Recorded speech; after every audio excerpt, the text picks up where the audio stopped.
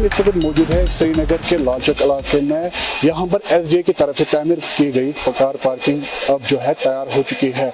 4 मंजिला एक car parking है और माना जा रहा है जो कमर्शियल हब है इस लाल चौक, यहाँ पर जो है ट्रैफिक कंजेशन ज़्यादा हुआ करता था, अब वो जो है कम हो जाएगा। ये कार पार्किंग जो है इसमें जो है 500 से ज़्यादा गाड़ियाँ पहुँच सकती है और 200 से ज़्यादा जो है 2 व्हीलर पहुँच सकते हैं।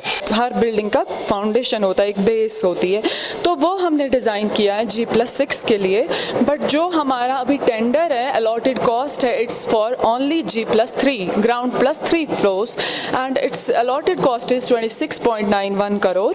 बट उतना 26.91 करोड़ नहीं हमारा स्पेंड हो गया, उससे कम मतलब ऑल जो कंप्लीशन वर्क हो गया हमारा, इट्स बिलो देन 26.91 करोड़।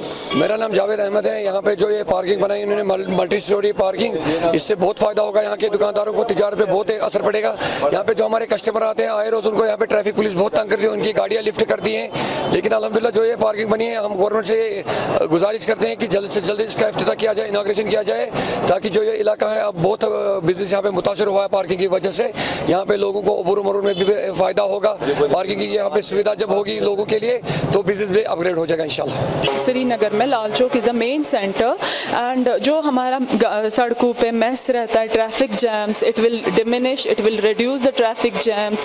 यहाँ पे आराम से गाड़ियाँ शॉपकीपर्स रखते हैं, वो साइडों में शोल्डर्स पे, रोड के शोल्डर्स पे गाड़ियाँ रहती है, तो वो सारी यहाँ पे अकोमोडेट होके ट्रैफिक का मैस ख़त्म हो जाएगा। अब अगर इंतज़ार है तो इसकी इनाग्रेशन का इंतज़ार है, कब इसका इनाग्रेशन हो जाएगी। और यहाँ पर जो है जो कंजक्शन होता था, ट्रैफिक जाम का कंजक्शन हुआ करता है लाल चौक में, वो अब कम हो जाएगा और इस कार पार्किंग से बहुत ज़्यादा फ़ायदा मिल सकता है।